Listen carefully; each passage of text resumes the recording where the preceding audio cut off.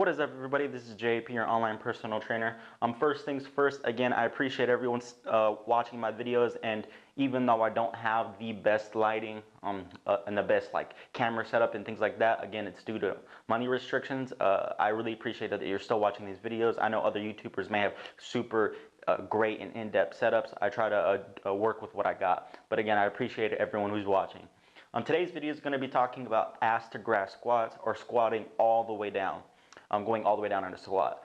And in my opinion, and I'm going to state a lot of facts backing up my opinion, so I guess it's more objective. It's basically more objective than anything. It's not really, so it's not an opinion.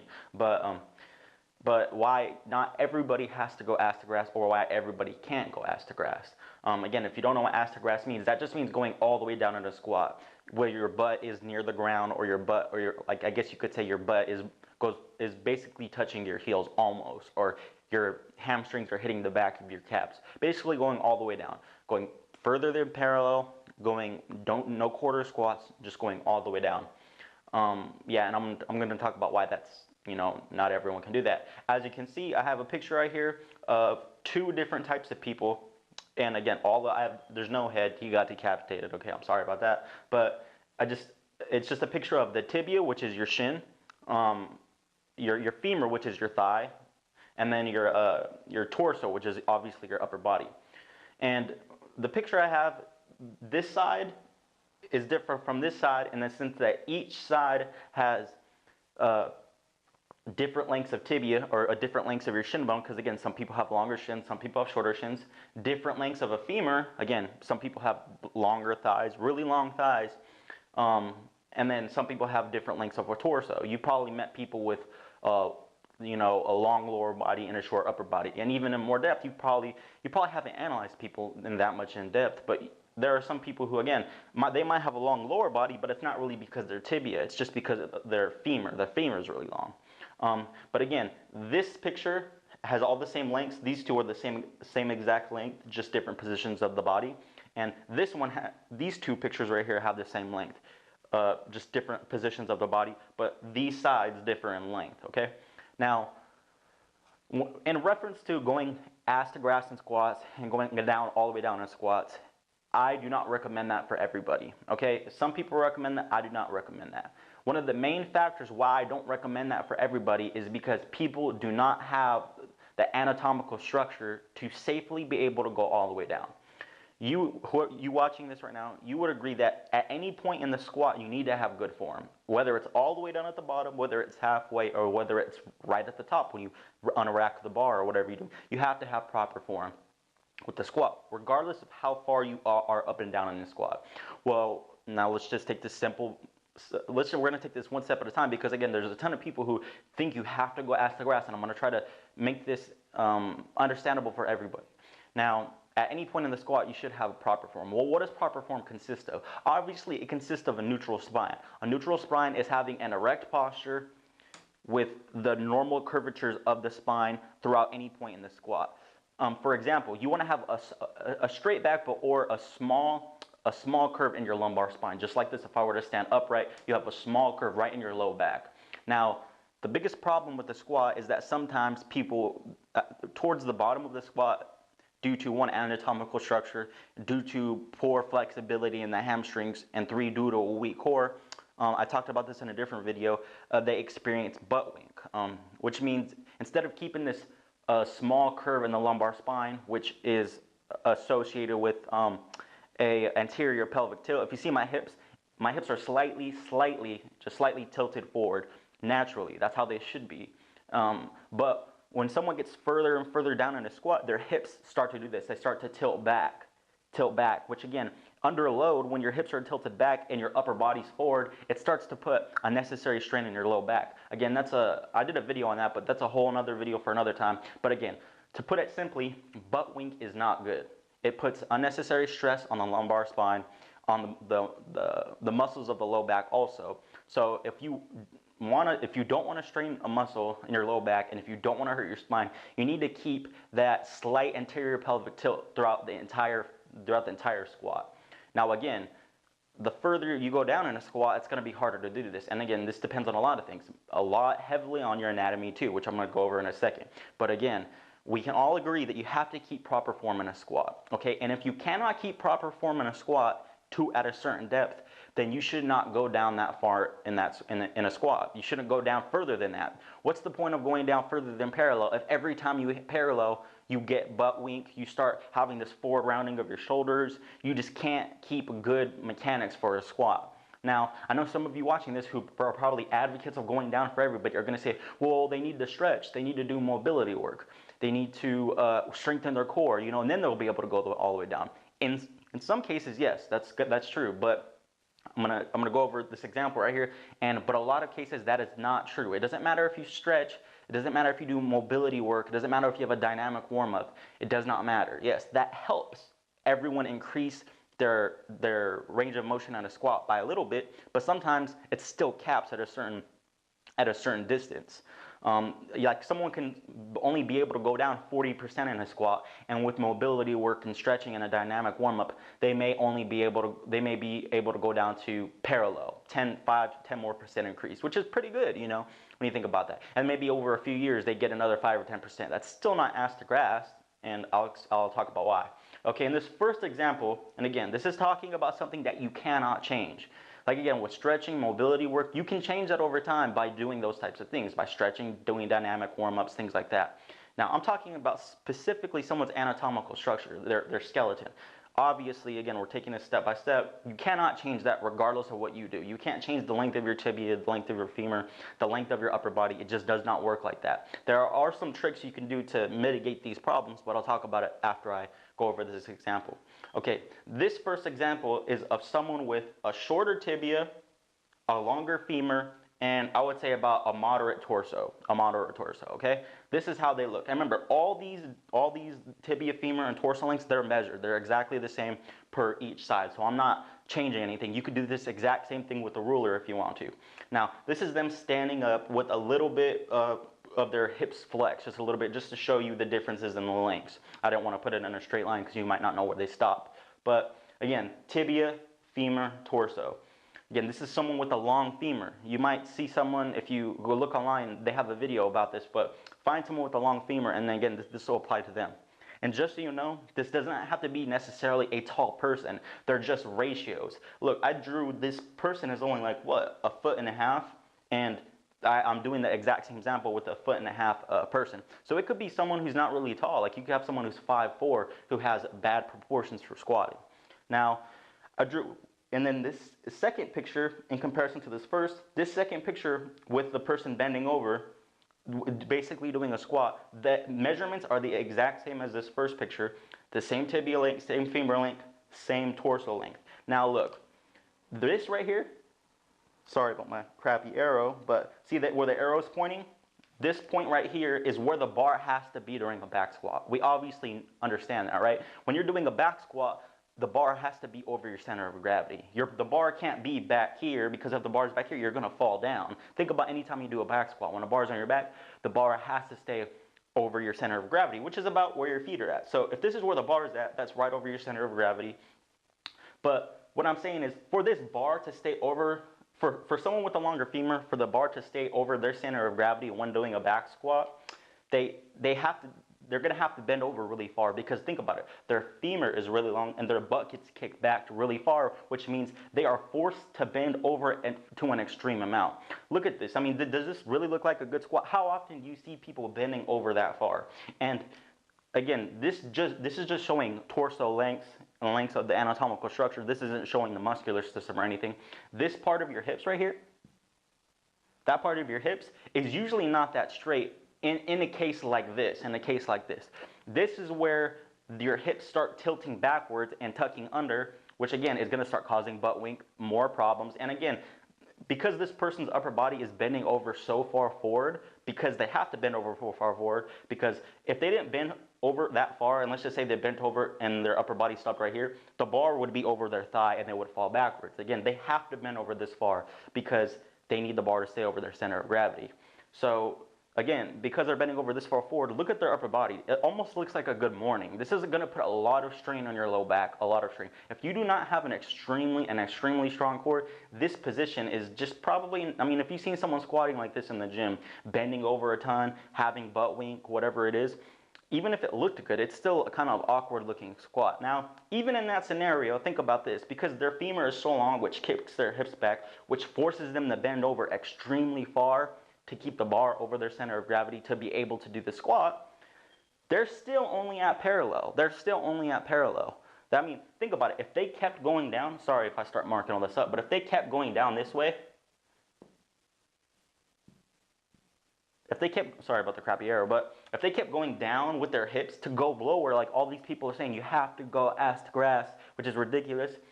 Guess what? Their upper body is going to start drifting further back, and they're going to have to bend over further and further, and the bar is going to have to keep going this way and this way. They can't sit back that far, because think about it. As they go down, their upper body is going to shift this way. It's going to shift up. If not, they're going to have to keep bending. There's only so much someone can bend forward with their upper body. Eventually, you're not going to be able to stretch your upper body. Eventually, two things are going to happen. Or in this case, there's really only one thing that's going to happen, is you're going to fall backwards is what's going to happen. You can't, or your form is going to be the most disgusting thing you'll ever see. Now again, this is just showing, again, when someone has a long femur and short tibia, their butt goes extremely far back to the point that their upper body has to fold over forward to keep the bar on their back. In this instance, this person cannot sit really upright. They just can't. Because if they think about it, if their upper body was more upright, like let's just say the upper body from right here was in this picture right here, but everything in this picture was the same, and it was like this, it would only go that far. Think about it, because you can't change the length of this, so it would probably be like right here. It would be something like this. But if the bar is right here, then think about it. That's like sitting in an imaginary chair while you're squatting with the bar behind your feet. You cannot do that. It's not going to work like that. That's something you would do on a machine where you have support to be able to stand up. You cannot do that. So again, sorry if I marked up all this drawing so much you really can't understand what it looks like now, but you can rewind the video and look at it a little bit closer. But again, so when someone has long femurs, they're going to have to their butt's gonna go back extremely far, okay? And then because they have shorter tibias, they can't keep sitting down. It's not gonna work like that. Now, I'll say it on this example right here before I get to this example, some things that you can do to mitigate this, to help this, but it still does not fix the problem entirely. It only helps a little bit. And in this fix, there's still some anatomical structure limitations. What you can do in this instance, instead of having your butt go all the way back in this example, what you can do is widen your feet. Yes, that does help. Some people have to widen their feet. Some people just have to squat wide. Me, I am one of these examples. Again, I've tried working with squats.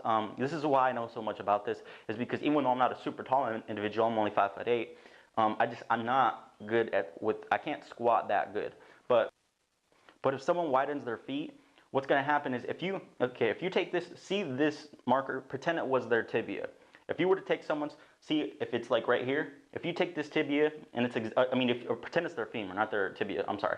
If it's their femur and this is someone standing upright. Now, as you squat, their femur starts to go backwards because that's where their butt's doing. Their hips are starting to flex, they start to go down lower in a squat. Now look how far back your butt has to go when you squat directly backwards. Now, if I were to take the same thing and turn it to the side like this, and if you're still looking at it from the same distance, and if I go back like that, it's really not that much farther. It's a lot less as far. Think about it. You only have to travel this distance versus if I were to extend it that distance. Because think about it. So when you start, if you can try it yourself, squat backwards with your feet close together, it's going to force you to bend over further, bend forward more with the bar on your back or body weight. You're going to have to bend over further to stay upright. Now, if you widen your feet and point your toes out a little bit, your butt does not have to travel as far back because, again, your femurs are kind of turned to the side. And it's going to prevent this a little bit. It's going to prevent you, you're not going to have to go as far back, which means your upper body is not going to have to fall forward it's not going to have to bend over forward as much. So again, which is going to solve the problem to some extent. It really does help. And especially if you do some mobility stretches and flexibility stretches and dynamic warm-ups, whatever it is, on learning how to obviously open your hips more, it's going to really help with this problem. But again, it still cannot completely mitigate it. It just can't. Eventually what's going to happen is you can only open your knees so much. But even with stretching and doing all these things over months, you're going to kind of hit that cap where, again, your hip sockets, they're they're not able to open up obviously infinitely. So you're going to hit that limitation again, which is due to anatomical structure. So even if you do everything you can, there are some people that can only squat to parallel, okay? That can only squat to parallel. It just is what it is. It does. I don't care what you say. I just explained it to the point where it's, again, hopefully it's easily understandable. I know I marked this up a lot, but again, some people just, due to the lengths of their anatomy, they just can't do a proper squat all the way down. Yes, they'll be able to do a squat, but it's just not going to be all the way down. Now on to the second example.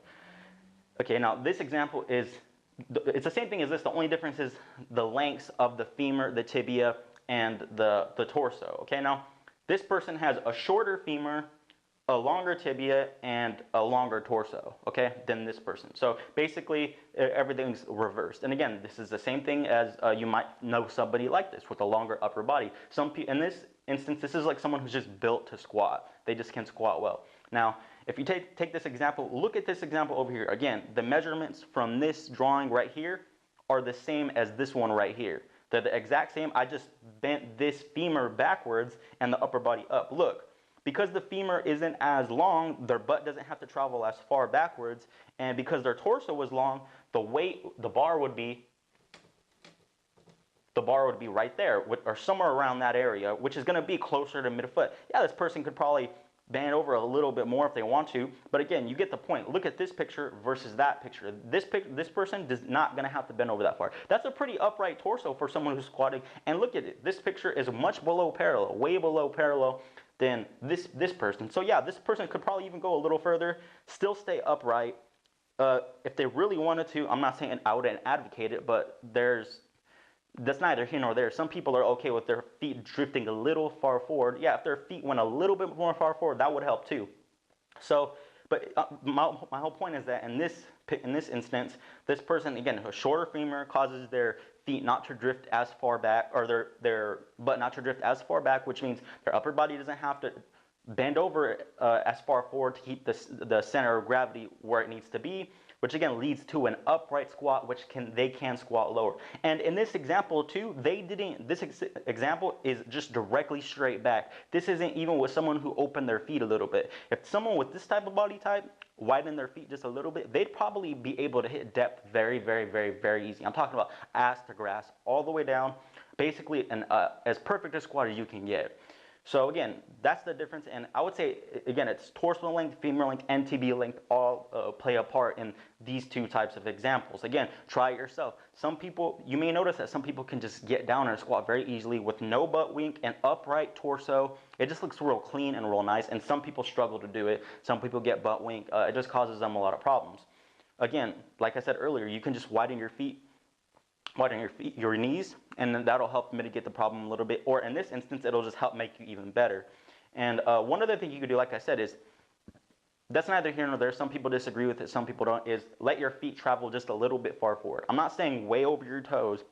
I'm not saying put all the force directly forward in your knees. Still put the force in your quads, your glutes, and your hamstrings, and still make sure your hips are, you're still doing everything technically sound. But if your knees go a little far forward, it's going to help mitigate this problem because it pushes your center of gravity forward, which is the problem in this example, is the center of gravity is starting to get too far back, so they have to bend forward. So if your knees go a little bit more forward, not a ton, I'm not saying go way over your toes, just a little bit, it may help. It's going to help a little bit with your center of gravity too. So those are two techniques. Look at your knees. You may need to go like an inch or two more forward, or two, widen your knees more. And three, the obvious one, which if you haven't done these, that's your problem right there, is stretch, do some dynamic warm-ups and mobility work and things like that. Now, the last thing I will say is, someone's going to sit there and say, well, you're just using this as an excuse to not have to go all the way down. No, I'm not using this as an excuse not to go all the way down. That's not what I'm saying at all. If you can go all the way down, if you're one of these people and you don't go all the way down because you don't stretch and you don't do mobility work, then that is your problem and you need to do that. You're just cutting yourself out of gains. You're cutting yourself out of gaining more muscle overall and becoming stronger, because even if you're like a power lifter and you're just trying to do powerlifting requirements and you don't go all the way down because that's not what the IPF requires, then you're still cutting yourself out of gains, because think about it, muscular hypertrophy still plays a role in strength training. So if you, during hypertrophy training, you do full range of motion like you should because you can, then you're going to be cutting yourself short in the long run. I would still recommend going all the way down if you're this type of person. Stretch, do some mobility work. I'll call these again. I don't know, just people who are able to squat. So again, if you have a clean squat, nice squat, you have the proper anatomical structure to do it, do some stretching, mobility work, and go all the way down. Don't cut yourself short. Now, it's not an excuse. People always say it's not. If you're one of these people, do what you can to safely get lower. Safely get lower. Work on opening your knees. Work on doing a lot of stretching, a lot of mobility work. Work on just doing different, and also too for these types of people, because remember I was talking about you have to keep your center of gravity forward and you don't want it to fall back. One thing that might help with these types of people is they might find that mastering a front squat will help too, because with the back squat, the bar's in your back, obviously. The front squat, the bar's in front of you a little bit, which pushes the center of gravity forward, which it doesn't require you to bend over as far forward. So that might help too. So in this instance, yes, stick with the back squat if you want. If you really want, try a front squat. That can really help. Again, widen your knees out. Just mess with different techniques for someone of your body type. And the main thing I would say is, people try to peer pressure other people all the time. You see it in YouTube comments, you see it in videos. Oh, if you don't go ask grass, it doesn't count. You're cheating, blah, blah, blah. All these little kid name insults, things like that. But it doesn't matter. What is the point of going ass to grass when every single time you get horrific back pain because of butt wink, because you just can't do that. Your body's not able to go down that far. So again, I would go as far as you can with proper form. Have someone record you. Look up what butt wink looks like. Look at your posture. Look at your torso. See if you're upright. Keep, like I said, a good stabilized core. Look at all the mechanics of a proper squat, and only go as far down as you keep those mechanics properly. Don't go all the way down. And the whole point of this video is to tell you guys that not everyone can or will ever be able to go ass to grass. Yes, most people can hit parallel, but not everyone can hit ass to grass. Again, you can do your own research, but if you like these types of videos, again, please like, share, subscribe. I really appreciate it. If you have any, again, the reason why I did this video is because I see it all the time. I was talking to some people in some YouTube comments who just don't understand biomechanics. Again, this is all levers and just understanding what has to happen during the squat. But if you have anything, you can message me on my Facebook down below. I'm going to link it. But until next time, peace.